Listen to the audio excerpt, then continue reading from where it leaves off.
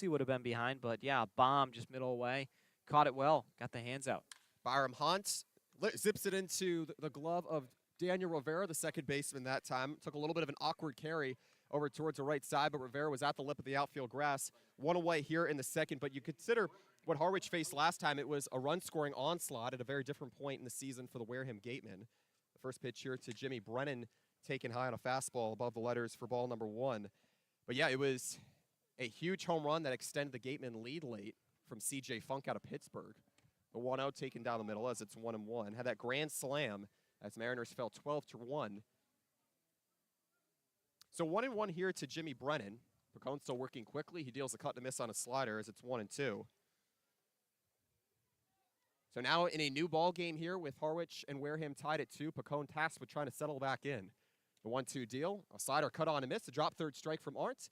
He fires it down to first, and Anderson is there as our two-way. And honestly, I think Harwich got away with one here because I think that pitch was foul tipped. I could be incorrect, but Brian Arndt did not catch it. It fell on the ground, and the umpire and Chris Kane let it play through. Not sure he caught it. And Brian Arndt doing a great job to recover there as it leads to an out, but Harwich might have kind of taken the cookie there. Renee Lastris, the catcher, batting the 8-hole, watches it high for ball 1. 2 away here with nobody on against Dominic Picone, the Harwich starter. 2-2 ball game between the Wareham Gatemen and the Mariners. 1-0 a cut and a miss that time as it's 1-1 on a 5 fastball from Picone. Harwich taking an early 2-run lead back in the first. The 1-1. Looped out and towards right center field. The center fielder, Obi, comes on. He moves to his left, and he makes the catch for the last out here in the bottom of the second. But the Wareham Gatemen, they get a game-tying home run, 2-run shot from Grant Sherrod, the left fielder. He hits his second on the season. And after the Mariners take a 2-run lead into the bottom half of the second, they will have to establish a new one here in the third. We'll step away for a moment. This is Harwich Mariners baseball on the Harwich Mariners YouTube network.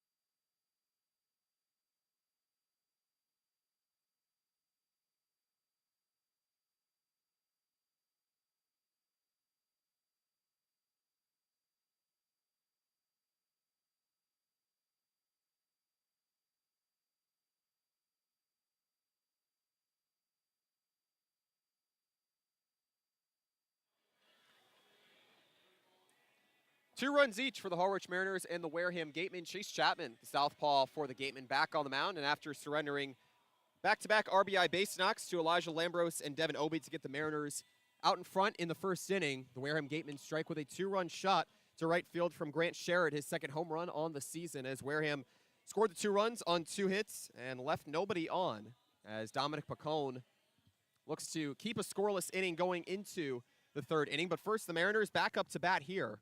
Thus far for Harwich, 3 hits on the 2 runs, as Kevin Keister is due up once again here. Daniel Rivera was caught stealing to close out the top of the second.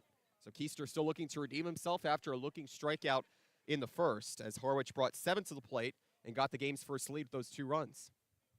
A lefty-righty battle here as Chase Chapman rocks it, fires the first pitch.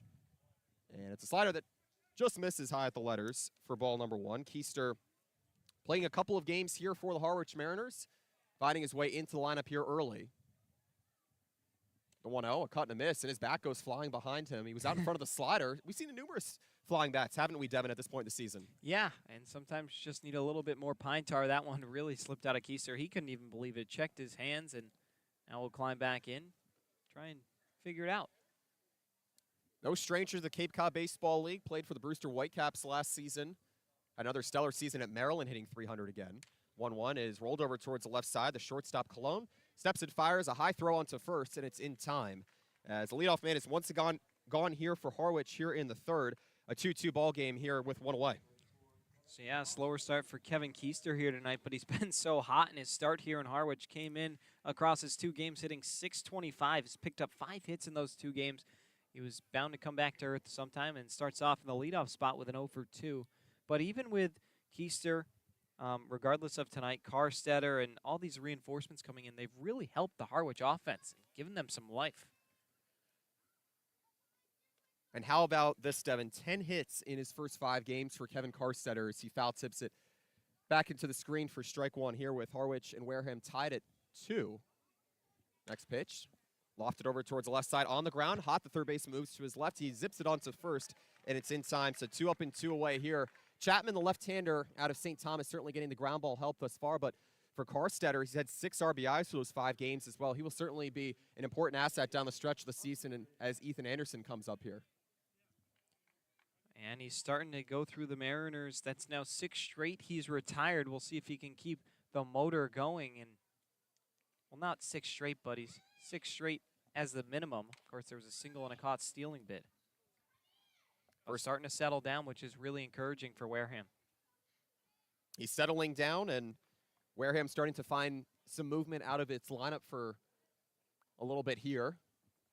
Ethan Anderson fouls it over towards the left side for strike 1. Harwich and Wareham tied at 2 with 2 away. The next pitch, bounce over towards the left side. The shortstop, Cologne, from the outfield grass, charges in, throws it onto first, and it's a 1-2-3 job all the way of groundouts here for the left-hander in Chase Chapman as the St. Thomas left-hander retires Harwich in order. Nothing across for the Mariners, still tied at 2 with the Gatemen going into the bottom half of the third here from Spillane Field. This is Harwich Mariners Baseball on the Harwich Mariners YouTube network.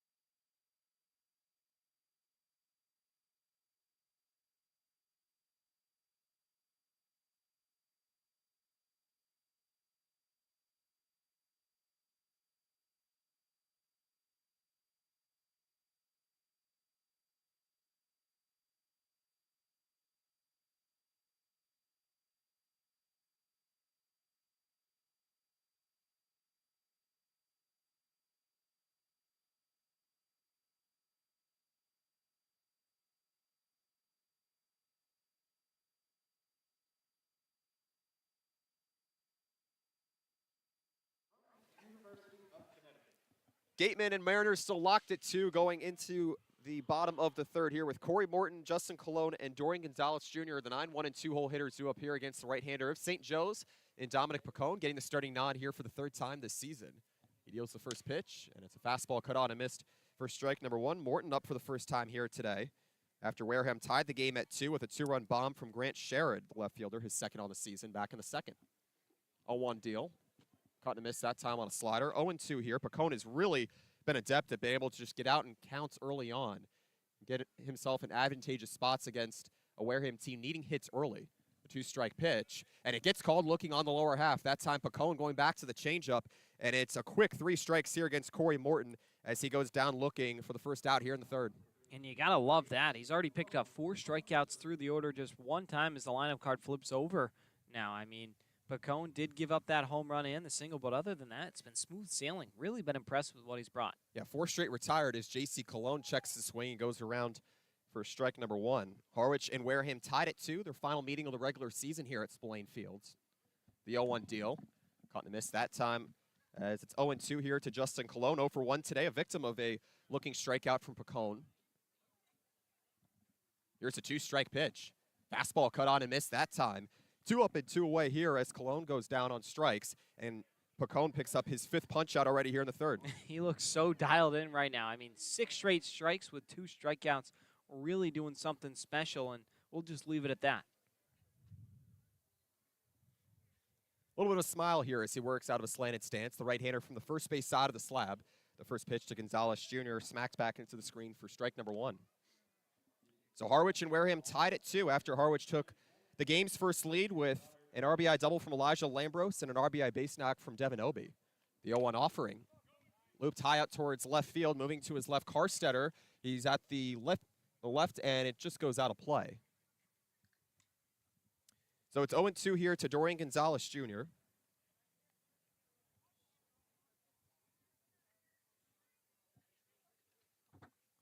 The 0-2 on the way, just bounces low, 1-2.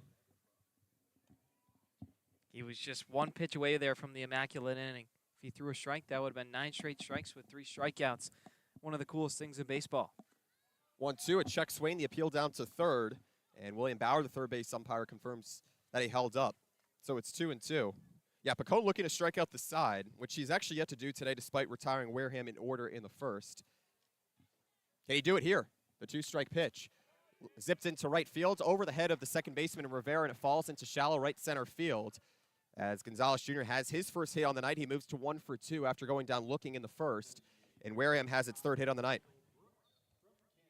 Yeah, and that's just a really good 2-strike swing. You know that Pacone's looking for the strikeout, and he comes inside with a fastball, and it's able to be fought off right into right field. Really good 2-out piece of hitting to extend the inning for Wareham.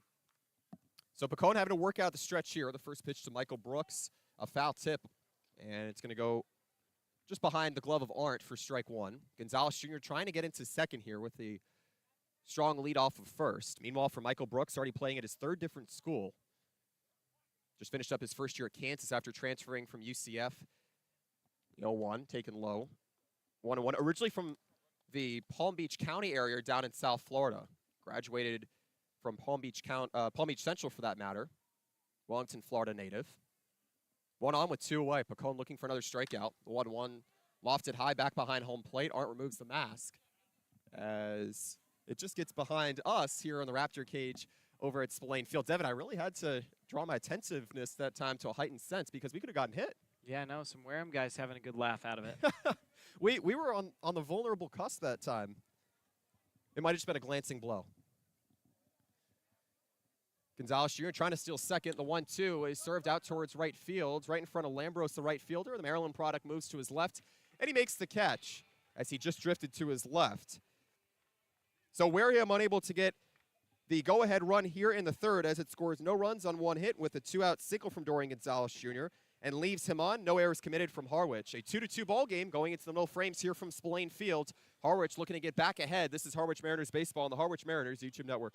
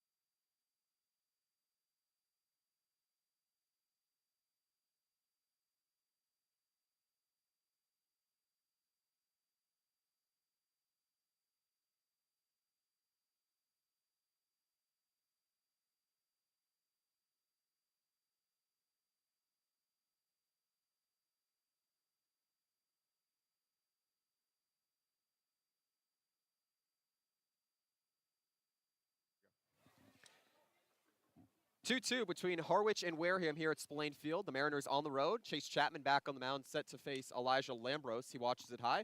And over to my broadcast partner, Devin Dobick, for the middle frames. Devin, over to you. Thank you, Wyatt. It'll be 4-5-6 due up for the Mariners. Tied in the ball game 2-2 as Chase Chapman has really settled down for the Gatemen after in the first inning faced 6 batters and gave up a pair of runs, has only faced 6 since then. That's the minimum, and now even in the count 1-1 with Lambros, who had a double and then came around to score back in inning number 1. It's a ball and 2 strikes now to the Maryland Terrapin.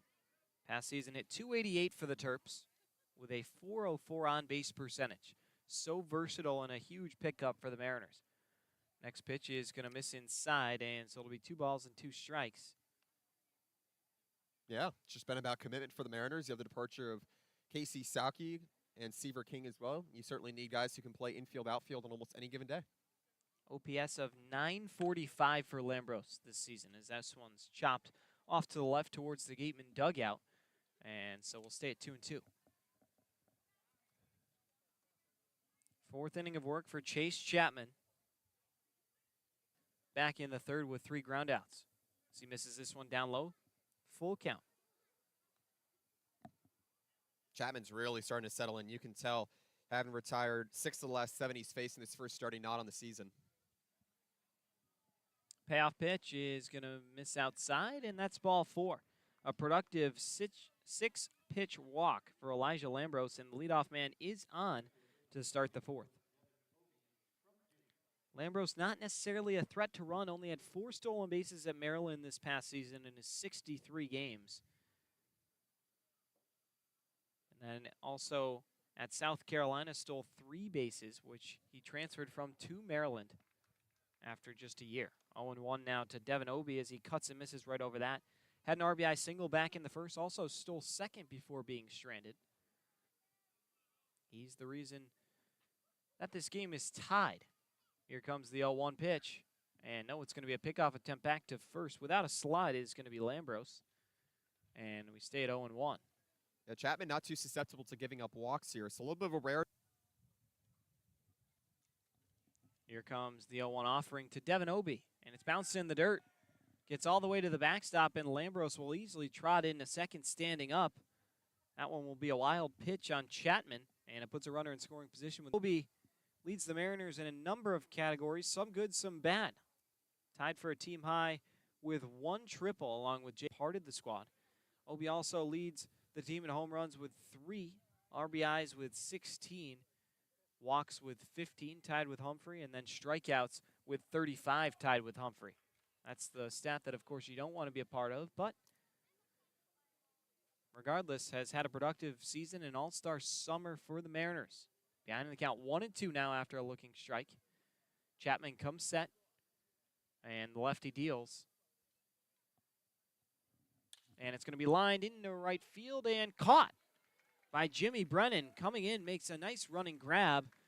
And that one looked like it was headed for extra bases, but Jimmy Brennan able to grab the sinking liner, and there's 1 away. Look around the Cape Cod Baseball League. The Highness Harbor Hawks taking on the Yarmouth Dennis Red Sox 8-0 at Dunkin' Donut Park, actually the AA affiliate of the Colorado Rockies. Must have been a good scene over there. The Brewster Whitecaps over the Chatham Anglers 5-1 at Stony Brook, and Orleans and Falmouth tied at 1 at Arnie Allen Diamond. Meanwhile, Katuitt locked with Bourne in the second over at Dorn Park. Wow, interesting action here tonight. A lot of implications. A lot of lockups. 3 ties currently going on. His first pitch to Camarillo is going to miss low for a ball. It's 1-0. And I mean, yeah, Harwich desperately needs Orleans to fall to Falmouth and Brewster to fall to Chatham, although that game went final. 5-1, Whitecaps take it, and so they're now nipping at the heels of the Mariners, I believe just behind by half a game. 1 point in the East standings. Next pitch is dropped in there for a strike. It's 1-1, and so, yeah, although it doesn't really matter if you're Harwich, would you rather play Orleans, who you've had so much success against, or would you rather play the YD Red Sox? If the Brewster Whitecaps are able to overtake you, then you're probably going to end up playing YD. So got to find a way to win games here so you can take on the Firebirds, a team who you've won, I think, 4 or 5 from thus far. As that one misses up and away, 2-1. And granted, they did throw a 1-hitter against you, which was a no-hitter until 1 out in the 9th, but maybe a fluke game per se, as Harwich has really had their way at Eldridge Park as well as at White House against Orleans this season. They didn't have to burn Sean Matson, arguably the best pitcher in the East Division this year, out of Harvard for that matter. Here comes the 2-1 pitch to Camarillo, and it's going to be grounded over to the shortstop. Colon. He's going to go to 3 for the tag, and it's going to be in time. A really heads-up play by J.C. Colon to come all the way to third with that one as Lambros tried to take a gamble. It doesn't pay off, and the Gatemen able to pick up some trash as down over to first goes Camarillo, a fielder's choice for him. That's not what you're accustomed to seeing from a team last in the Cape Cod Baseball League, not to mention 51 errors as well. Had he been off point at that one, that certainly would have been able to force Lambros home in addition to Camarillo probably going to second with a fielder's choice and an error on the shortstop. But that time, just a really nice sense of awareness. As pickoff attempt, and they got him. Ali Camarillo has picked off another really close bang-bang play. Could have gone either way. Ali does not like it, but he will be retired. And once again, the pitcher in Chase Chapman faces the minimum third time in a row. He's done that. Innings 2, 3, and 4.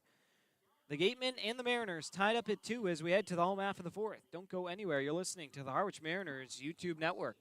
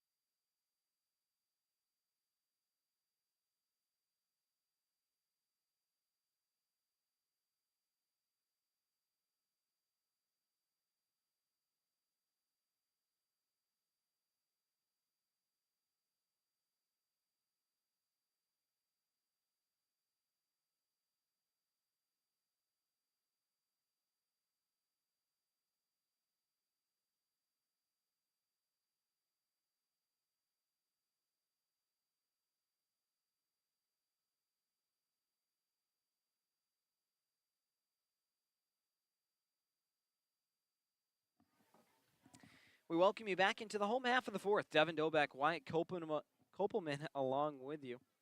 As we're just about set for the Gatemen to return back, it'll be the middle third of their order. Grant Hussey pops up the first pitch he sees. Shallow right field. Ethan Anderson, a tough angle at it. Rivera calling for it. Now it's going to be Lambros who steps in.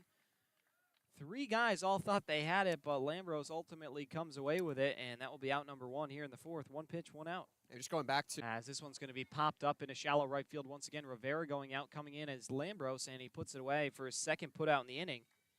And there's going to be 2 away. But back to that point, I don't know, though. There's something about, I love just going to Fenway so much that if there's an option to go to a ball game, I'd rather pay the extra money to go to Fenway. Yeah.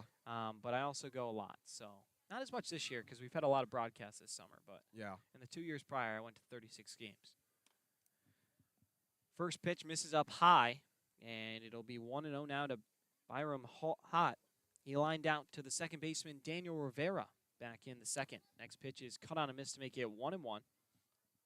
Cruising right along through the 4th here. There's only been 1-1-2-3 inning for the pitcher in Pacone, trying to double that total right now. 1-1. Fouled back. And yeah, he works so quickly. His windup is also really fast. Does not really go through the motion very much, just very quick and to the point, gets his leg up as fast as possible, and here comes the pitch.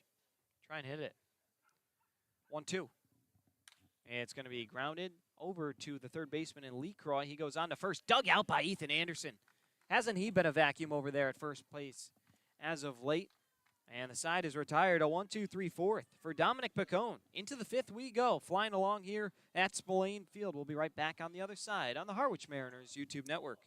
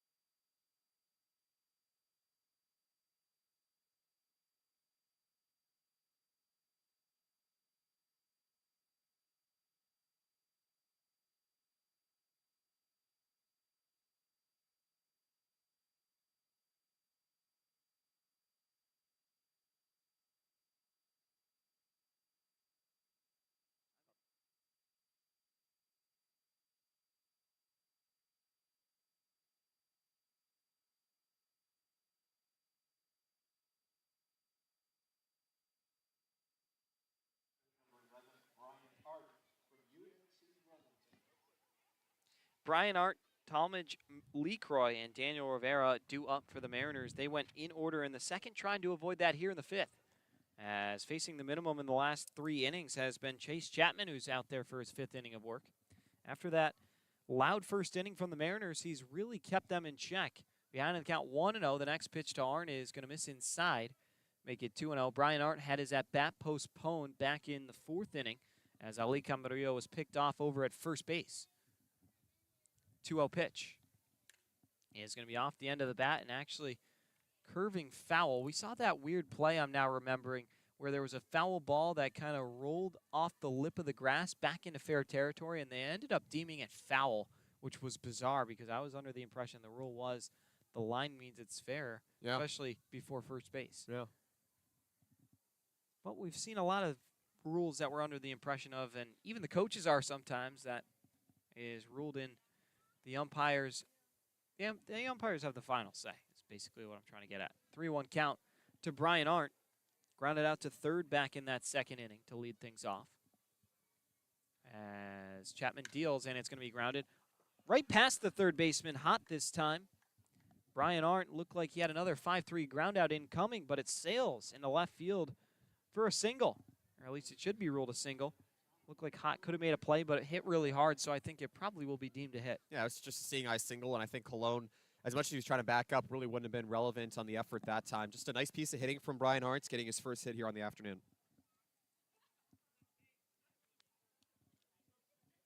So it'll be Talmadge Lecroy who digs into the box, grounded out to third in his first at bat.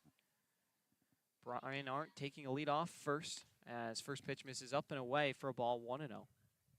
And Chapman's rhythm much better when their bases are clear. There's a runner to worry about. Definitely has to pay much more attention. Did have the pickoff, so it's paid off for him. But also a couple stolen bases from the Mariners and a balk have kind of been in his head as this one's going to be a pickoff attempt. Back in there is Arndt. Daniel Rivera on deck. Mariners and Gatemen tied at 2-2 here at Wareham High School. Also Spillane Field, home of the Gatemen.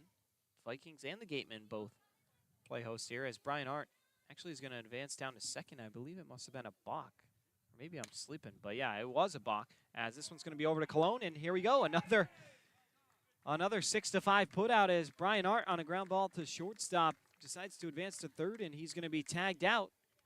I mean, we haven't seen a 6-5 put out all season, I don't think. Maybe one, and it was a force play.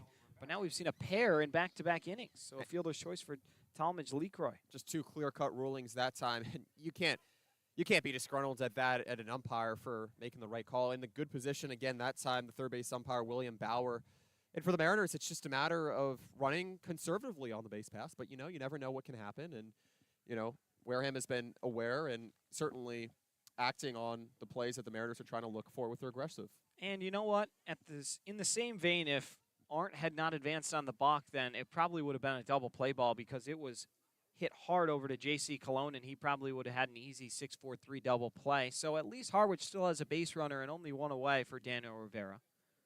There is positive light that you can look at in that situation, although the runner in Arndt was tagged out. On deck, Kevin Keister. Top of the order for the Mariners. Into the 5th inning here, tied at 2 from Spillane Field. Mariners and the Gatemen going at it for the final time in this 2023 season. Here's the pitch.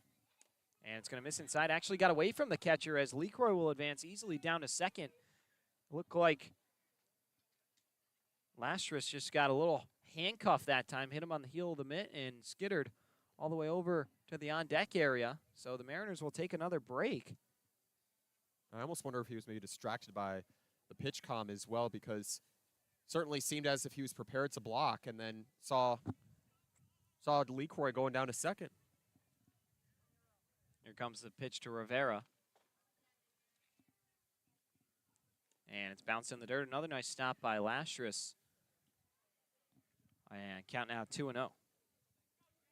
Rivera on the day singled and then was caught stealing down at second on a good throw from Lastris. Not a great throw, but a better play by J.C. Cologne to apply the tag. The high throw was able to glove it down, and I think As our producer Sean Sears put it, the slide was not quite there. I think he slid it in a little short and made the tag a lot easier. As this one's going to be lifted high and deep out into the gap in left center field. Going back, the center fielder and Morton can't make the play. LeCroy rounding third, headed home, and the Mariners back in front. It's 3-2. An RBI double for Daniel Rivera. And that might be just what the doctor ordered here as Chapman nears the end of his outing.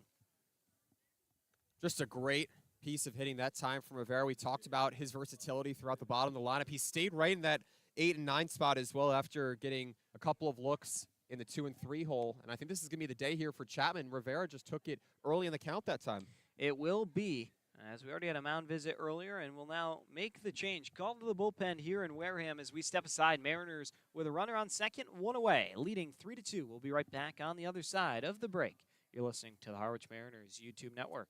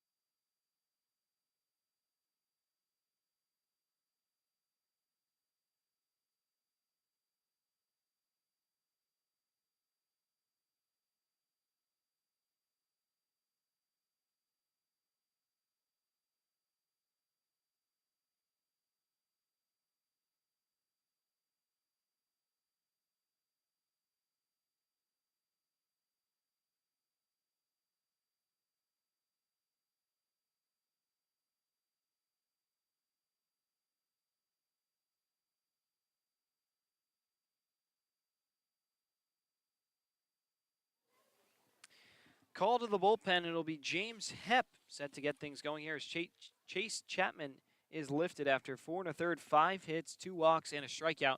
He is responsible for the runner on second in Rivera and also on the hook for the loss as it stands currently. Hepp coming in 6'7", 240-pound right-hander. Native of Stevenson Ranch, attends University of California, Los Angeles, as this one's going to be chopped over to the shortstop, Colon. Rivera had to duck under it, but he gets into third as it'll be a 6-3 putout of Kevin Keister.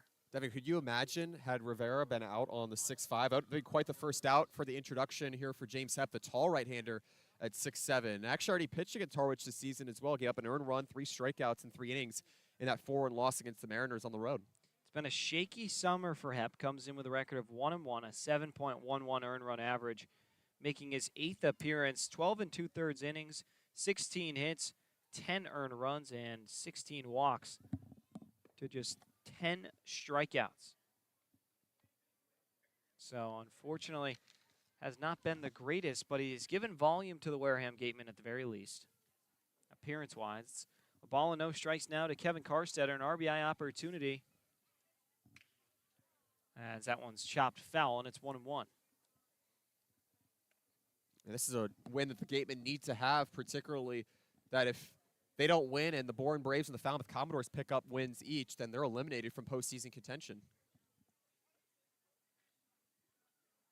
Nice to have those numbers crunch. Appreciate that, Wyatt. Makes our lives easier. 1-1 in their first strike at the knees. Karstetter did not like that one, thought it was down, and now he'll have to protect behind in the count 1-2.